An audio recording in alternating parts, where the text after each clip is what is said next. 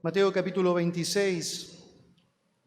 Y lo que tenemos allá es una porción tremendamente interesante que nos va a enseñar una de las características de Mateo. Él no está escribiendo su evangelio de manera cronológica, él tiene un propósito al darnos temas específicos que siguen una correlación directa, que siguen allá una oportunidad para nosotros de poder entender cómo él quiere enfatizar ciertos aspectos específicos de lo que significa el relato evangélico. Y en la práctica, lo que tenemos allá al comenzar el capítulo 26 son escenas que están situadas 2 días antes de la celebración de la Pascua. Pero cuando llegas al capítulo 6, te vas a dar cuenta que en cronología lo que sucede es que Mateo retrocede hasta 6 días antes de la Pascua. La razón específica es porque hay un deseo de parte de él de querer conectar la historia que aparece allá desde el versículo 6 en adelante con el relato que el versículo 14 al 16 nos dará. De alguna manera enseñarnos a nosotros cómo deberíamos contrastar correctamente las alternativas que tenemos en la vida. Y el ejemplo de María, siendo descrito allá en los primeros versículos, con el ejemplo de Judas, nos van a dar a nosotros estas dos opciones que debemos considerar. Vamos a entronizar a nuestro Señor, vamos a reconocerle como el Rey que merece ser adorado, o finalmente vamos a traicionarle y vamos a despreciarle en todo aquello que significa lo que merece por gloria, lo que merece por majestad. Le invito entonces, me acompaña en su Biblia, Mateo capítulo 26, versículos 6 al 16, la palabra del Señor dice así: Y estando Jesús en Betania, en casa de Simón el leproso, vino a él una mujer con un vaso de alabastro de perfume de gran precio, y lo derramó sobre la cabeza de él, estando sentado a la mesa. Al ver esto, los discípulos se enojaron, diciendo: ¿para qué este desperdicio? Porque esto podía haberse vendido a gran precio y haberse dado a los pobres.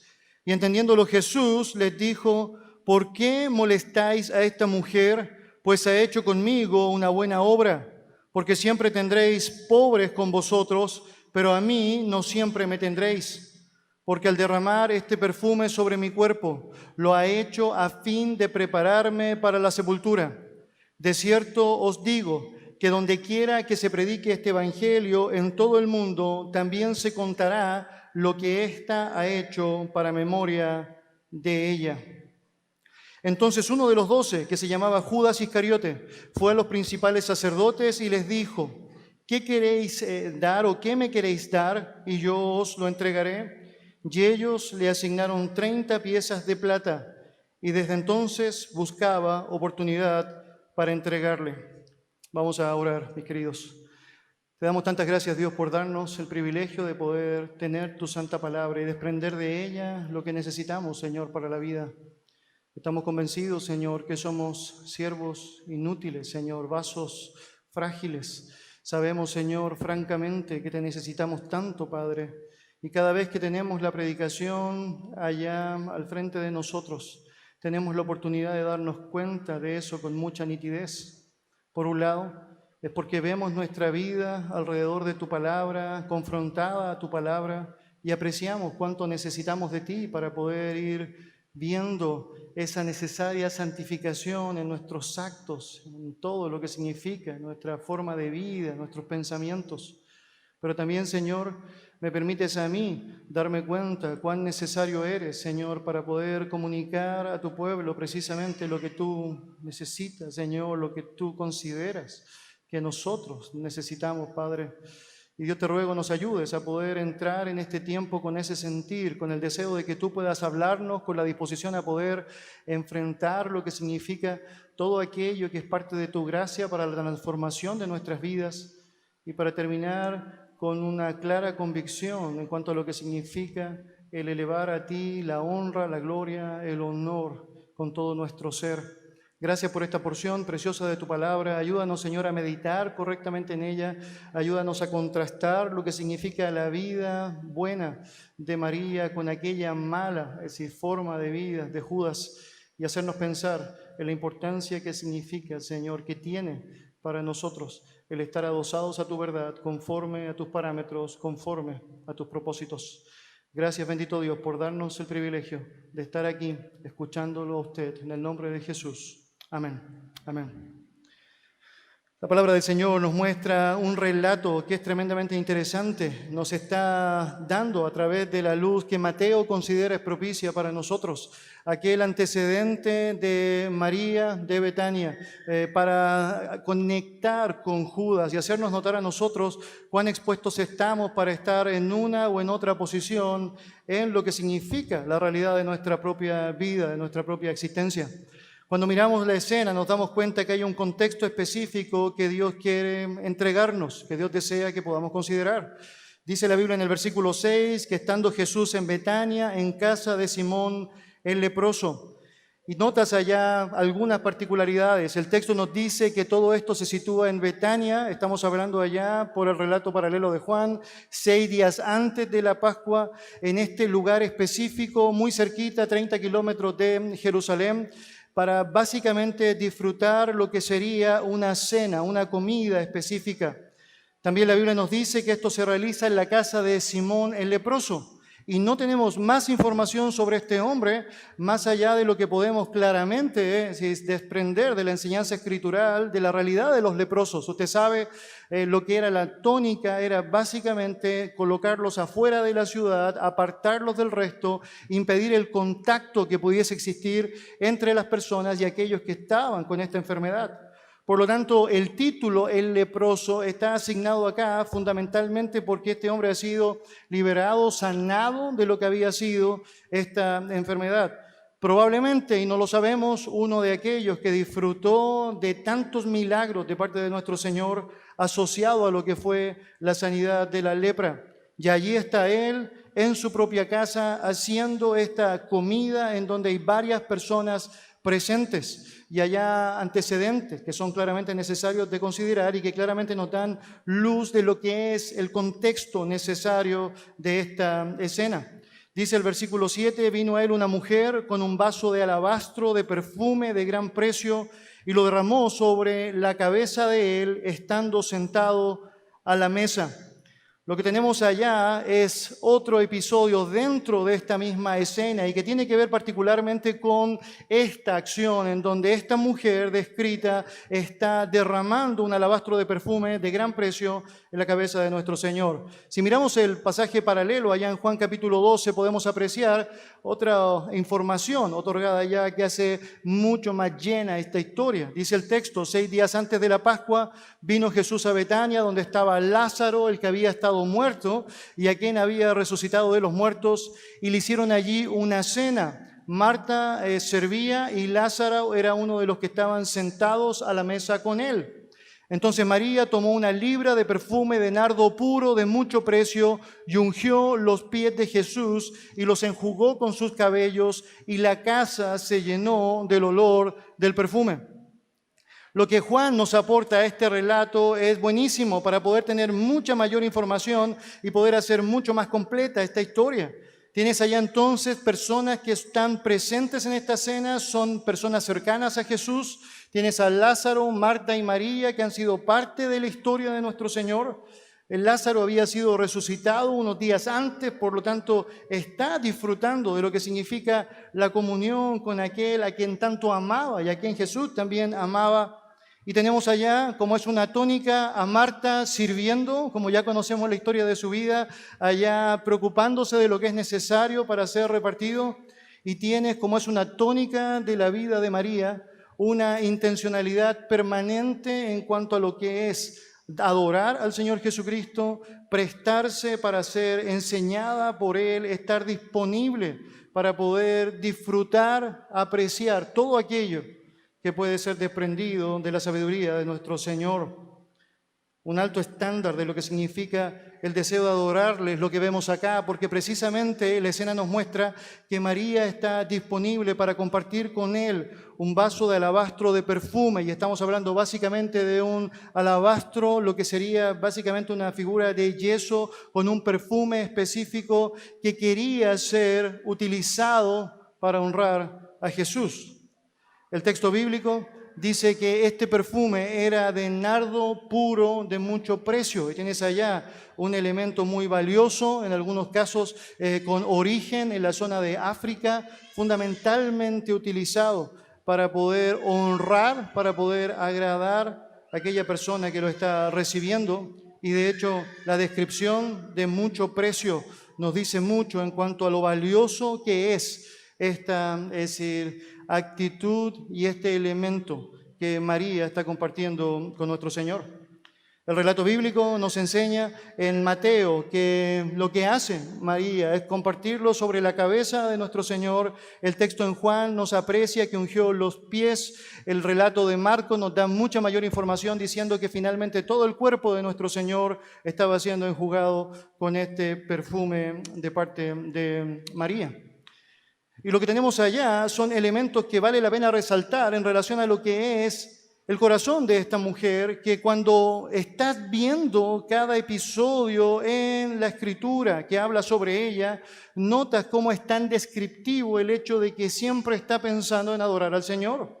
Cuando miras el relato de Lucas, capítulo 10, versos 38 y 39, el texto dice: aconteció que yendo de camino entró en una aldea y una mujer llamada Marta le recibió en su casa. Esta tenía una hermana que se llamaba María, la cual sentándose a los pies de Jesús oía su palabra.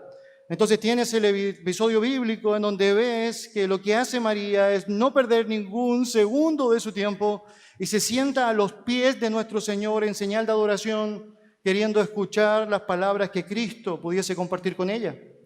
Otro episodio de su vida lo vemos en Juan capítulo 11, versos 31 y 32, el relato de la muerte de Lázaro, el hermano de Marta y de María. Y el texto dice: entonces los judíos que estaban en casa con ella y la consolaban, cuando vieron que María se había levantado de prisa y había salido, la siguieron diciendo: va al sepulcro a llorar allí. María, cuando llegó a donde estaba Jesús, al verle, note, se postró a sus pies diciéndole: Señor, si hubieses estado aquí, mi hermano no habría muerto. Ahora, muy interesante otra vez eso. Tendemos a pensar que lo que está haciendo ahí María es como casi retar a Jesús.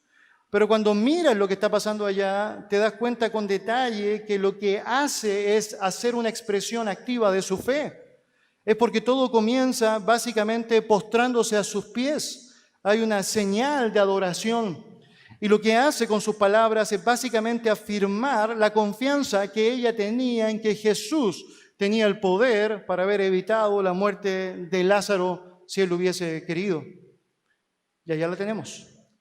Y ves Mateo 26. Y notas en particular cómo esta mujer está expresando este deseo, esta disposición de adoración, yendo mucho más allá ahora, compartiendo lo que sería este perfume, este costoso perfume que tenía el sentido de querer honrar, adorar, reverenciar, reconocer el nombre de su Señor.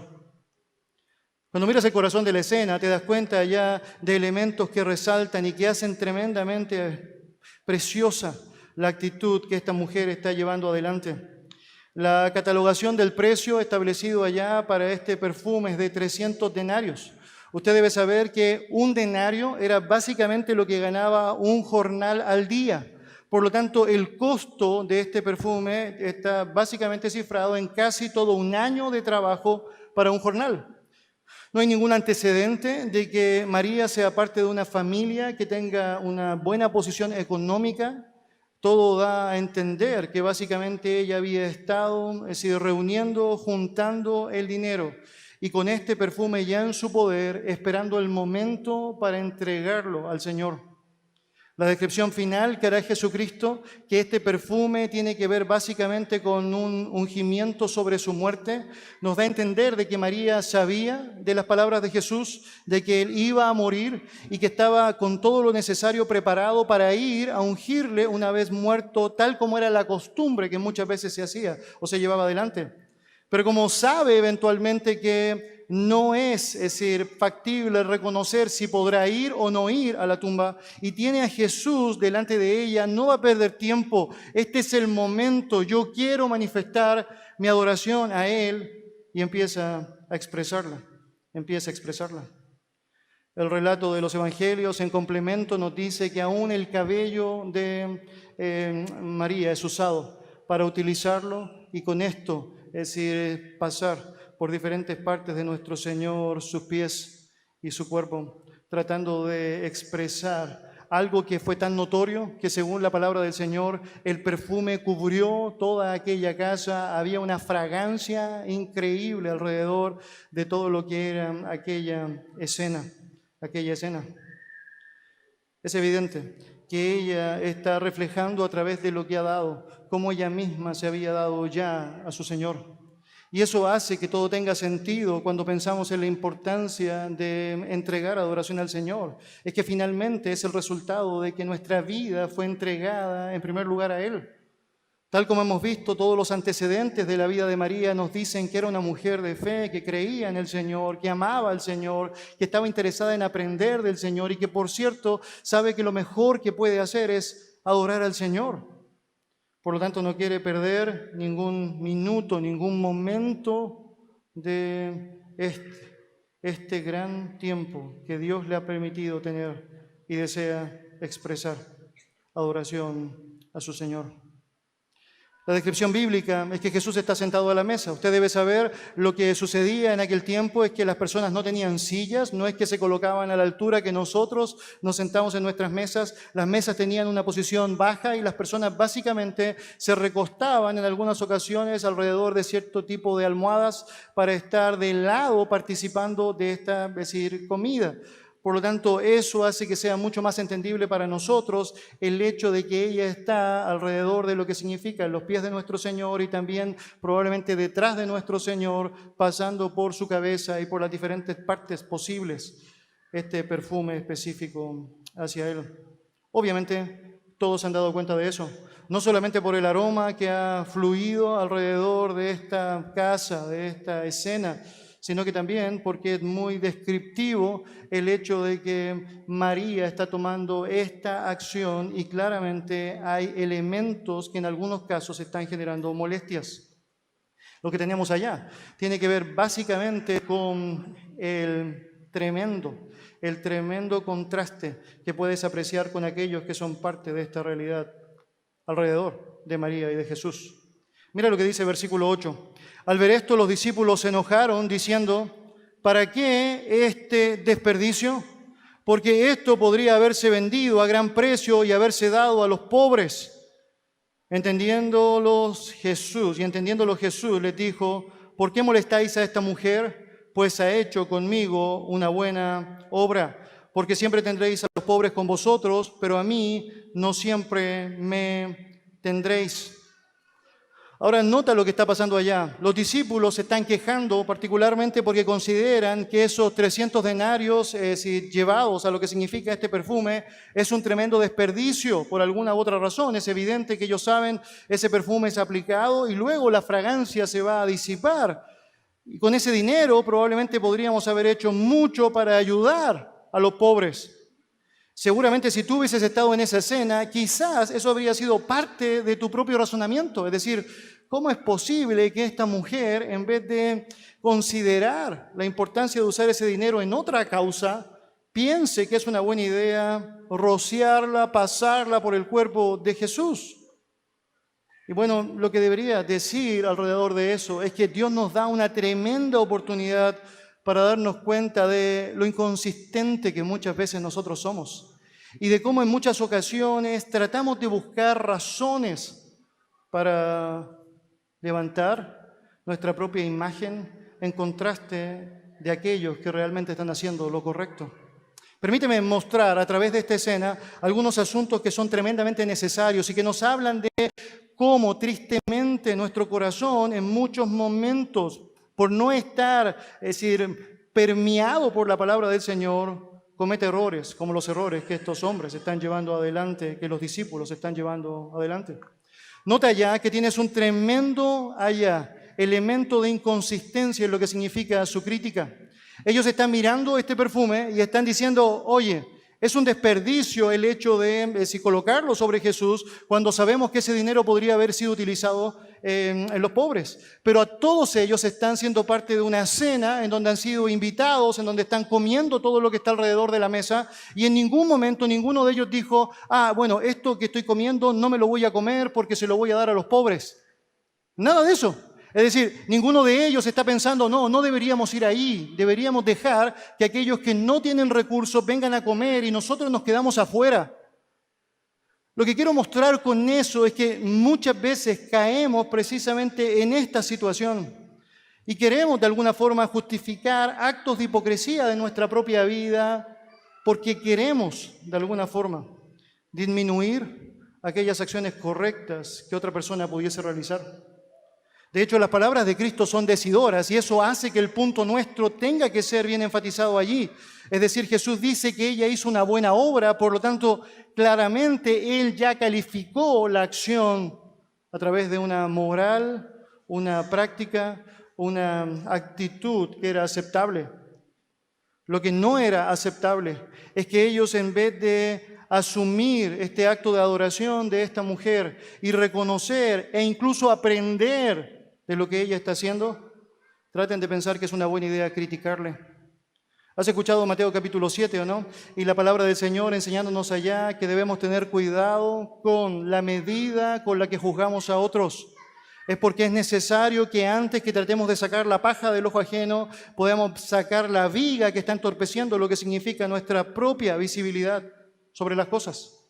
Y es cierto, una paja probablemente requiere ser sacada para evitar molestias en la visión, pero jamás podrías tratar de sacar una paja de manera aceptable si tienes una viga, un tronco en tu ojo que no te permite mirar con atención lo que realmente está pasando. Hermanos, cuando somos inconsistentes en nuestro juicio, debemos tener mucho cuidado de aquello que estamos promulgando. Y vivimos en una sociedad en donde cada vez se nos enfatiza mucho más el hecho de lo que los otros tienen que dar, pero nunca se está hablando del desafío que cada persona debe en el ejercicio de su voluntad precisamente entregar. Estamos en un mundo en donde suena muy bien el hecho de decir que debemos ayudar a los pobres, pero lo cierto es que este es un ejercicio personal de nuestra propia voluntad, que por cierto estamos comprometidos a hacer, pero que jamás debe ser impuesto bajo la lógica de la inconsecuencia. De alguna manera, este juicio nos ayuda mucho para darnos cuenta de lo que muchas veces nosotros mismos podríamos estar haciendo. También cuando juzgo a otro que está haciendo lo que es aceptable. Y francamente esto es algo que es incorrecto. Es decir, nosotros queremos calificar una escena que es buena en sí mismo, pensando que de alguna forma es algo que podría ser mucho mejor. Y déjeme decirlo así. Alguien está haciendo algo que está bien, debes gozarte con lo que aquello significa. No es el momento para criticarle, no es el momento para tratar de ofenderle, no es el momento para tratar de disminuir un acto que según los propios elementos bíblicos dados acá, según las propias palabras del Señor, era algo bueno, era algo tremendamente valioso. La palabra del Señor nos enseña que luego de esto, lo que está sucediendo acá en particular es una gran declaración de parte de nuestro Señor Jesucristo, que está anunciando lo que realmente está pasando allá. Mire versículo 12, porque al derramar este perfume sobre mi cuerpo, lo ha hecho a fin de prepararme para la sepultura. Hermanos, hay un reconocimiento de parte de Jesús de que lo que María estaba haciendo era aceptable. Y no quiere tratar de, básicamente, decir, mejorar lo que ya está bien hecho. No sé si te ha pasado alguna vez o no esta idea de escuchar a alguien que dice, es que tu problema es que tú perdonas todo. Es como si eso fuese un gran problema, ¿o no? ¿Me quieres ofrecer un camino mejor que el perdón? Es decir, cuando la palabra del Señor enseña en Efesios capítulo 4 que debemos perdonar así como Dios nos perdonó a nosotros en Cristo, es decir, todo, francamente, quiere decir que yo debería bajar el estándar, ¿o piensas que tienes un estándar mejor que ese? El hecho de perdonar es algo aceptable, es algo valioso, es algo claramente reconocido por la palabra del Señor. Nunca eres más parecido a Cristo que cuando perdonas. ¿Tiene sentido el hecho de que esté buscando una razón para tratar de justificar lo que sería injustificable? ¿Es que tú, si solo dices la verdad o no, deberías mentir un poquito o no, pensando que puedo promover un camino mejor que aquel que el Señor estableció? Hermanos, si Dios dice que algo está bien, está bien. Y debes gozarte con aquellos que lo hacen y debes hacer lo posible por hacerlo también. Esta es la clara enseñanza de parte del Señor. Cualquier otro, es decir, camino, sería un camino incorrecto. Cuando las influencias de mi pensamiento son pecaminosas, también esto es evidente, que claramente no será aceptable ni correcto. Y sabes allá lo que está pasando. Según Mateo, los discípulos se enojaron diciendo ¿por qué este desperdicio? Pero que cuando conoces la historia te das cuenta que esto no surgió espontáneamente de los 12. Vaya conmigo, por favor, allá a Juan capítulo 12. No pierda Mateo, por favor. Juan capítulo 12.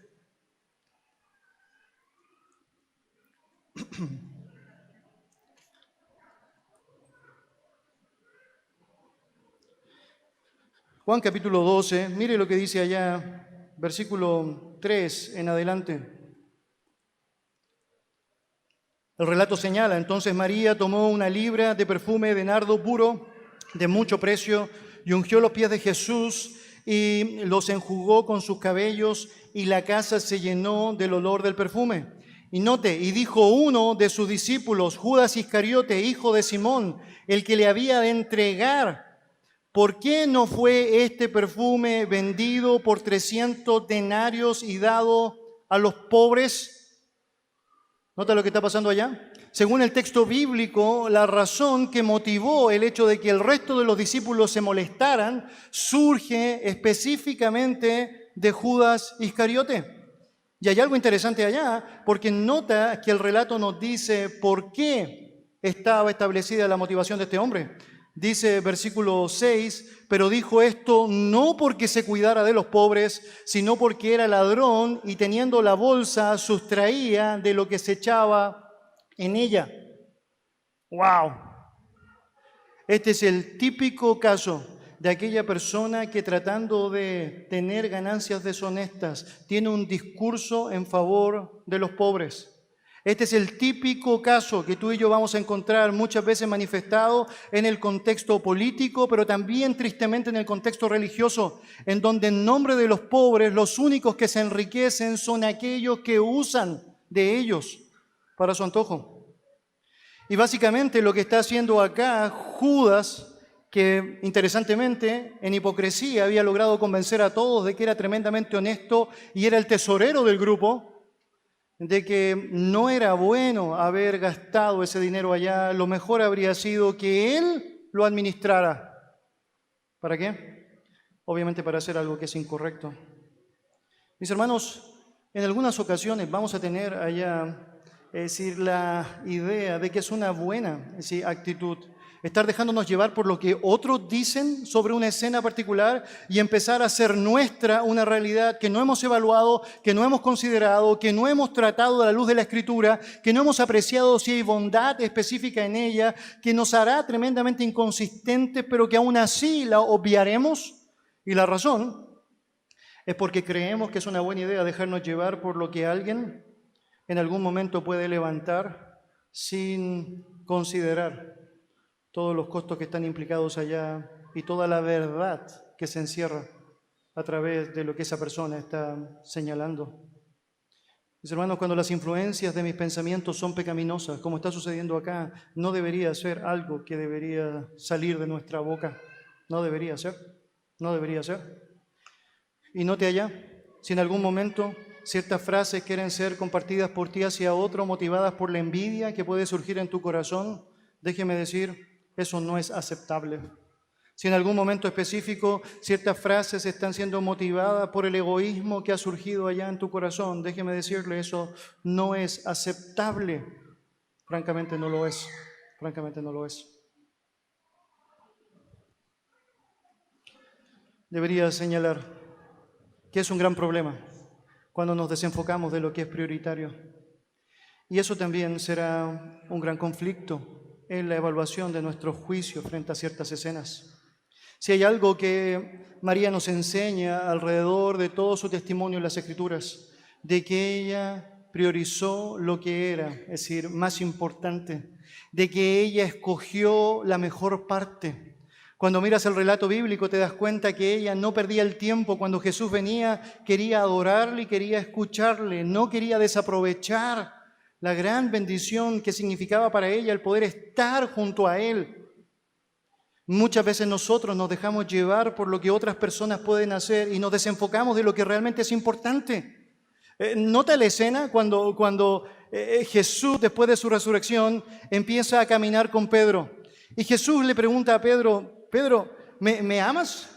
Y Pedro le dice, sí, sí. Es decir, y bueno, Jesús está encomendándole, apacienta mis ovejas. Y tienes allá ese episodio 3 veces. Luego de eso, Pedro considera, estoy entrando en confianza o no con Jesucristo. Estamos ahora, es decir, en una buena posición para preguntar algunas cosas más. Y de pronto ve a Juan que está por allí. Y lo que hace, bien interesante, le pregunta a Jesús, Jesús, ya que estamos en confianza, ya que hemos hablado del cariño propio, ya que me has encomendado la tarea de apacentar tus ovejas, ¿me puedes decir qué va a pasar con él? La respuesta de Jesús es sorprendente, ¿o no? Jesús le dice, si yo quiero que él se quede hasta que yo venga, ¿qué te importa a ti? Sígueme tú, sígueme tú. Y debería decir en muchas ocasiones de nuestra vida, básicamente eso es lo que sucede. Estamos de alguna otra manera pensando que es una buena idea, es decir, hacer cualquier otra cosa que no lo que es importante, no lo que es prioritario. Nos enfocamos en otras personas cuando francamente deberíamos pensar en cuán importante es primero nuestra realidad, nuestra comunión, nuestra disposición correcta hacia el Señor, hacia el Señor. Mis queridos, ahí grandes lecciones que deberíamos sacar en cuanto a la evaluación propia de nuestro corazón y que nos hacen ver cómo el contraste se hace tan notorio en relación a esta escena. Y tienes allá a María de una manera muy clara, muy específica, contrastada con la actitud de estos hombres que están siendo influenciadas específicamente por Judas. Ahora, vamos a saltarnos el versículo 13 para ir directamente al 14 y quiero mostrarles allá lo que sigue continuando en la lógica de Mateo. Vamos a volver ahora en cronología 2 días antes de la Pascua. Y lo que Mateo entonces, tal como les dije al principio, quiere hacer es poner estas dos historias juntas para que podamos notar allá el contraste de la enseñanza, de la lección. El verso 14 dice entonces, uno de los 12 que se llamaba Judas Iscariote, fue a los principales sacerdotes y les dijo, ¿qué me queréis dar y yo os lo entregaré? Y ellos le asignaron 30 piezas de plata y desde entonces buscaba oportunidad para entregarle. Es muy interesante notar cómo la inspiración de nuestro Dios pone a María allá, por un lado, ungiendo por amor a su Señor, y por otro lado vemos a Judas traicionando por odio a Jesucristo. O lo entronizas o lo traicionas. No hay un punto medio al respecto, no hay algo más allá que puedas introducir. ¿Actúas como María o actúas como Judas? Puedes derramar tu amor o puedes vender a tu Señor a cualquier precio, al precio que consideres apropiado.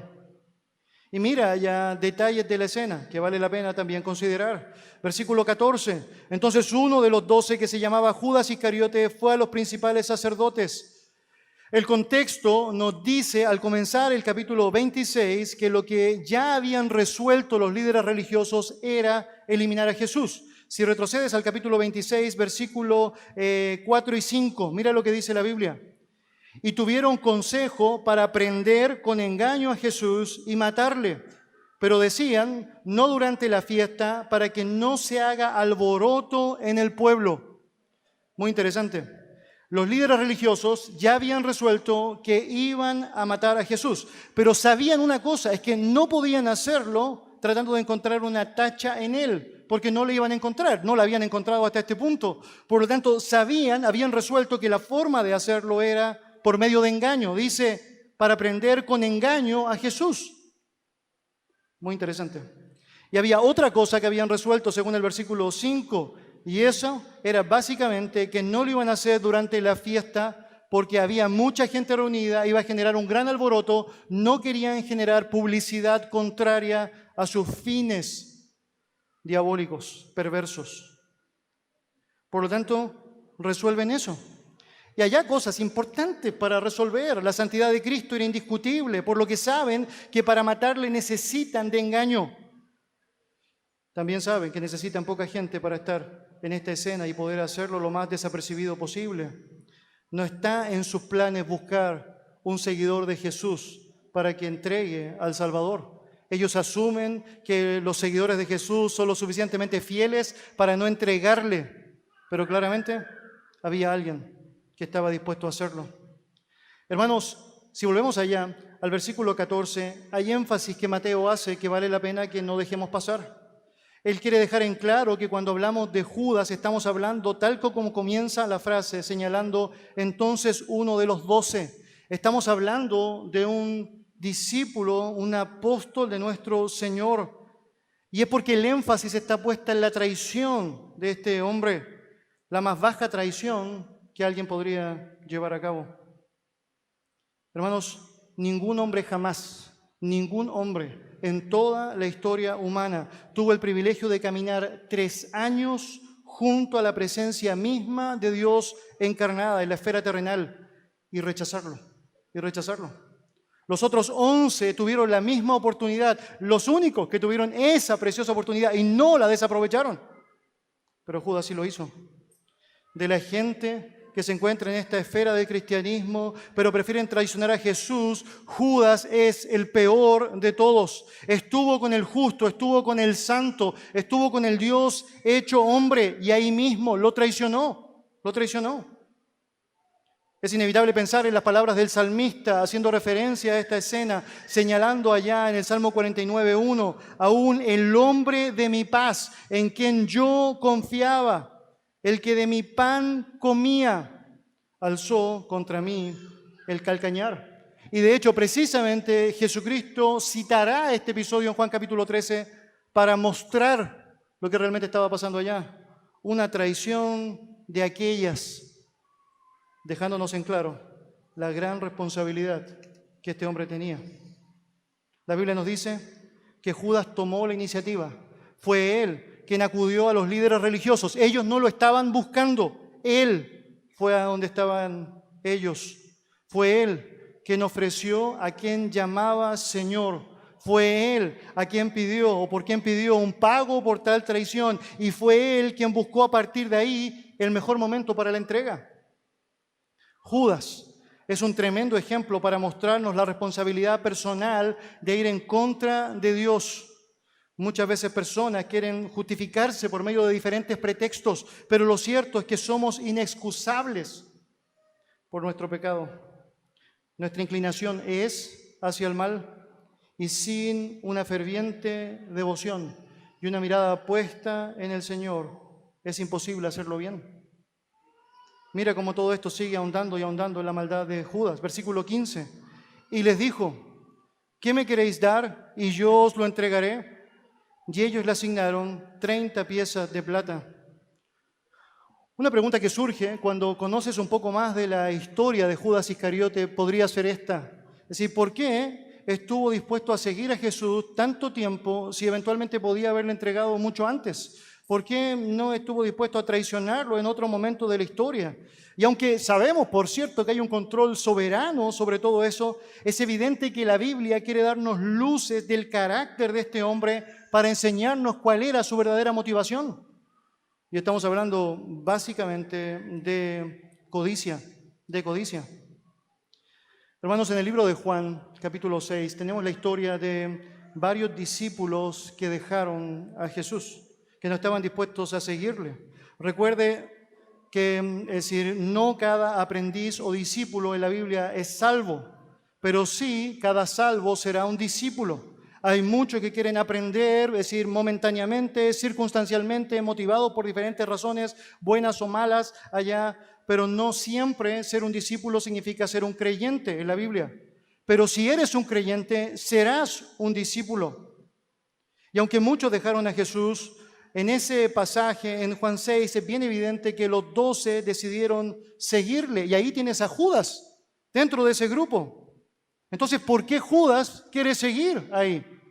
Obviamente su intención era incorrecta. La codicia era lo que estaba establecido allá.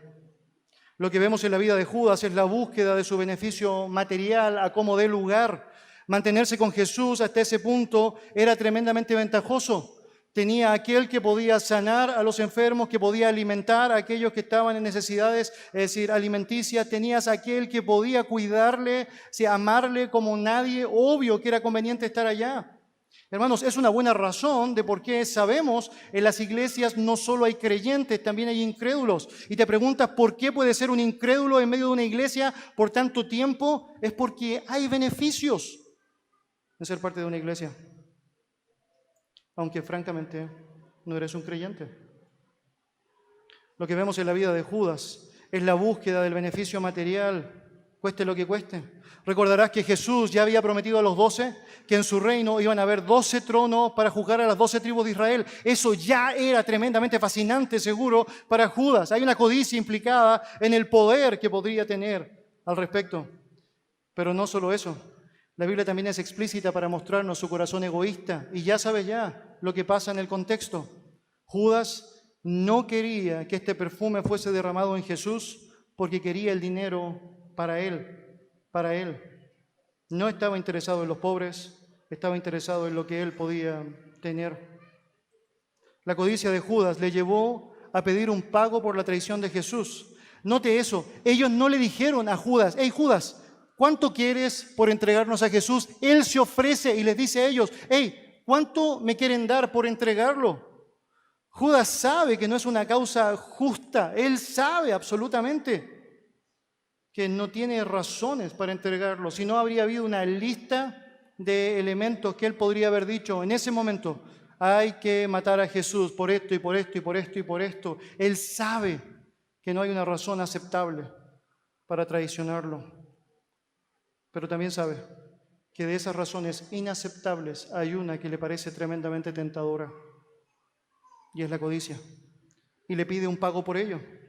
Es llamativo, es decir, apreciar que aparentemente Judas iba a aceptar lo que le ofrecieran. Es decir, nota, ellos le dicen 30 piezas de plata y Judas no dice: ¿podría ser un poquito más? Me parece que es muy poco. Es como que, francamente, Dios quiere dejarnos en evidencia que no importa lo que fuera, es decir, Él estaba dispuesto a ganar lo que sea. Lo que sea. Es evidente también que es tremendamente oportunista. Mire, los líderes religiosos habían resuelto que después de las fiestas, es decir, la Pascua y la fiesta de los panes sin levadura, ellos iban a buscar con engaño la forma de llevar a Jesús a la muerte. Pero él se adelanta a este episodio, es tremendamente oportunista, aprovecha la instancia antes de la fiesta y llega a un acuerdo con ellos: 30 piezas de plata. Hermanos, es difícil cuantificar en nuestros días qué es lo que esto significa. Hay diferentes interpretaciones históricas del monto particular.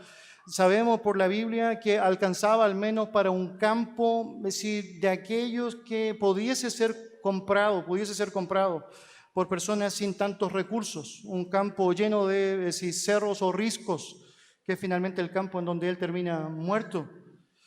Pero la Biblia nos dice algunas referencias que pueden ayudarnos para simplemente ponerlo allá en paralelo. En Éxodo 21, versículo 32, dice que si un buey acorneare a un siervo o una sierva, pagará a su dueño 30 siclos de plata y el buey será apedreado. Es decir, si tú tenías un buey y tu buey por alguna razón acorneara a una persona, la multa por hacer aquello era 20 piezas de plata. Eso. Y ese es el valor que los líderes religiosos asignaron a la traición y que Judas se conformó con recibir por su entrega a Cristo. Hermanos, podríamos pensar que eso es mucho o es poco, pero debería decir con franqueza: es un dinero completamente incomparable con lo que significa la traición del Señor. La motivación de Judas fue su codicia, su amor al dinero, esa pasión por tener más. Y debería decir que tristemente en nuestro tiempo no son pocos, que por poco o por mucho dinero están dispuestos a traicionar al Señor del cielo, cambiando su carácter y rebajándolo a lo más mínimo. Mira versículo 16 en tu Biblia, por favor. Mateo 26, verso 16, dice: y desde entonces buscaba oportunidad para entregarle.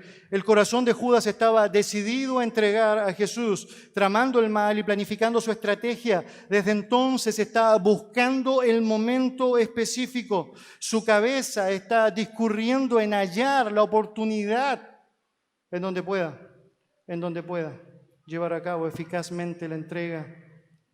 Es algo tremendamente perverso estar buscando oportunidades para pecar. Pero ahí está. Hermanos, eso demuestra que los hombres tienen un problema muy serio, enraizado en su corazón. Había tenido tiempo para arrepentirse, pero ahora lo que está sucediendo tiene que ver básicamente con su anhelo de llevar a cabo el convenio pactado. El diablo le está diciendo que no debe faltar a su palabra y está obviamente motivado a traicionar a su maestro. Querido, Judas no solo rechazó, sino que trató de destruir a Jesús buscando el mejor momento que sabemos finalmente encontró. Queridos, por cierto, tremendos principios y lecciones que podemos sacar a través de un episodio como este. Déjeme mencionárselos. Puedes estar muy cerca de Cristo, tremendamente cerca de Cristo, y aún así confiar más en otros.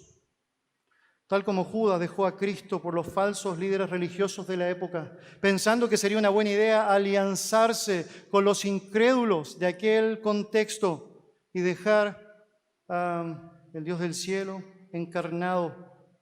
Francamente, puedes estar muy cerca de Cristo y aún dejarte llevar por quienes no deberías dejarte llevar.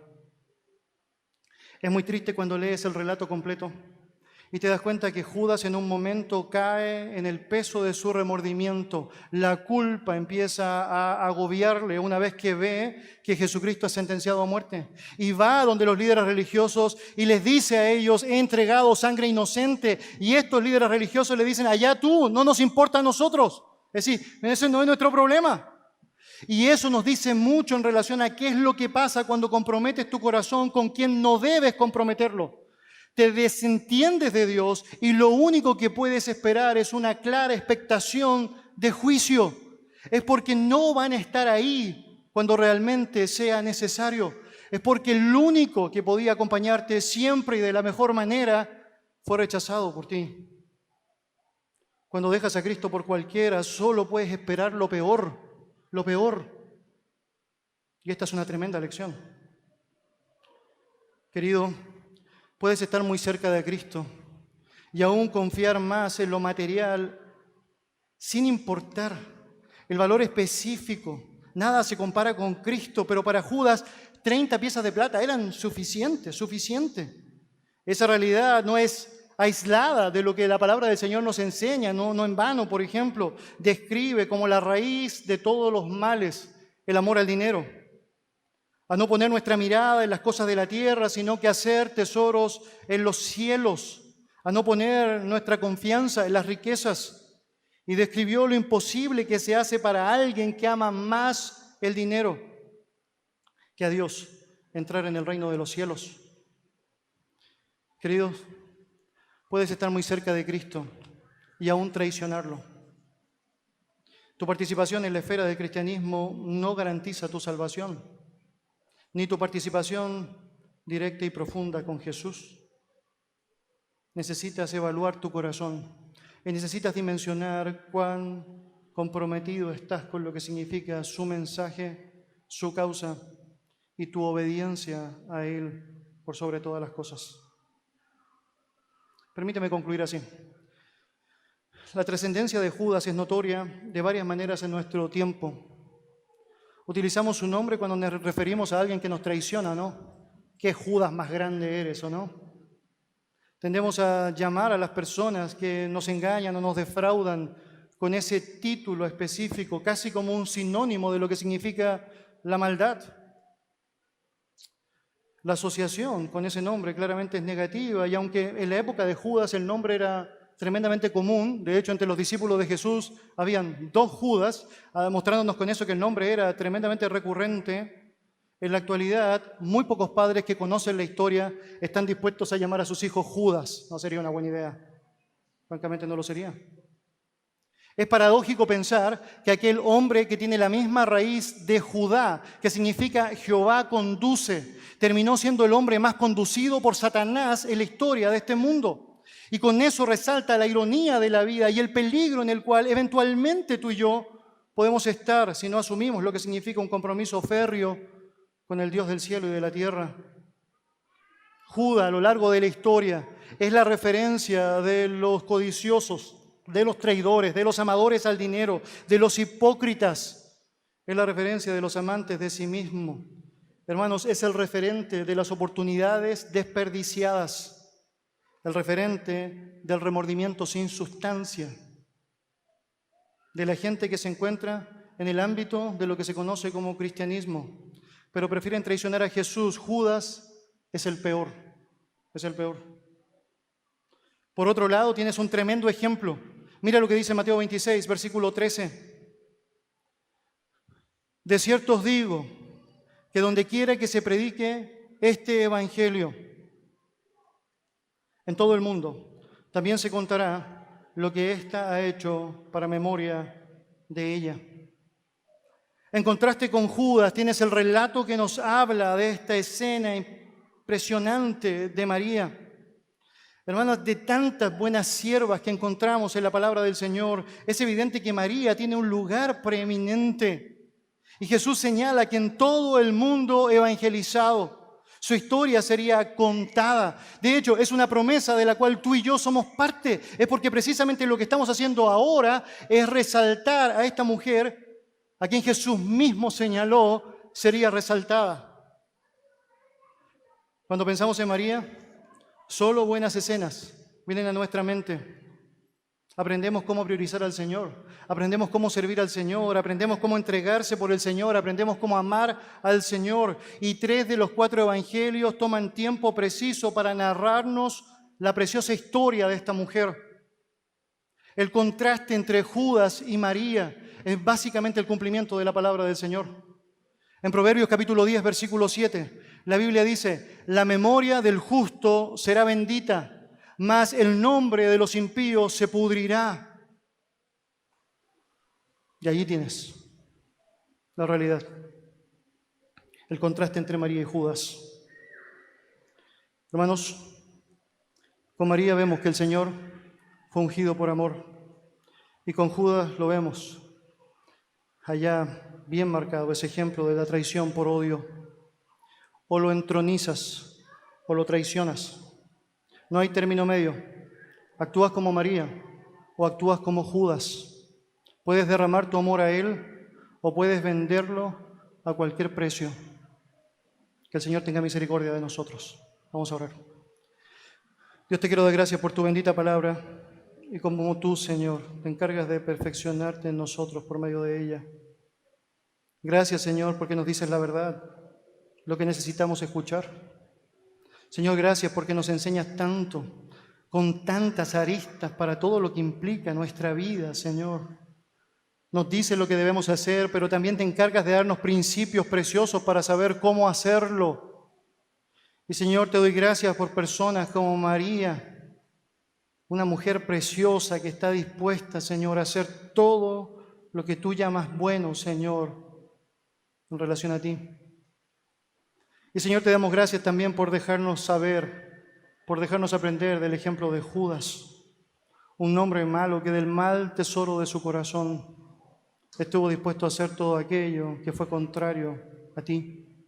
Y, Señor, queremos pedirnos ayudes a poder darnos cuenta que es probable que algunos de nosotros aquí necesitamos asumir de una vez por todas realmente a qué Dios vamos a seguir. Es probable que algunos de nosotros aquí debemos resolver hoy día realmente dónde vamos a estar parados. Es probable que muchos de nosotros aquí necesitamos resolver hoy día, francamente, si Jesús es nuestro Señor, si es nuestro Salvador, si es a quien estamos dispuestos a seguir sin reserva, servir con prioridad, amar con lealtad. Pero también, Señor, es posible que algunos aquí consideren que es una buena idea el pensar en enfatizar su propio yo, la codicia, el egoísmo, las buenas relaciones superficiales, la popularidad, en contra de lo que significa, Señor, tu santo nombre. Y, Señor, te ruego, tengas misericordia de ellos. Y, Señor, les permitas tener la posibilidad de arrepentirse y de cambiar su vida para ti. Señor, ayúdanos a resolver entre estas dos opciones de una manera ferviente, Señor, y entregada, que te queremos entronizar. Que tu nombre sea bendito desde el siglo y hasta el siglo. Amén.